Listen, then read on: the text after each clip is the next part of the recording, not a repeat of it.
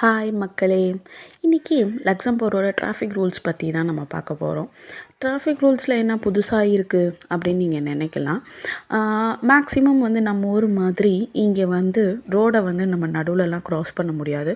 Zebra கிராசிங்கில் மட்டும்தான் நம்ம cross பண்ணி ஆகணும். ஜீப்ரா கிராசிங்கில் சிக்னலுக்கிட்ட ஒரு பட்டன் மாதிரி இருக்கும். அந்த பட்டனை ப்ரெஸ் பண்ணால் மட்டும்தான் நம்மளுக்கு சிக்னல் விழுவும்.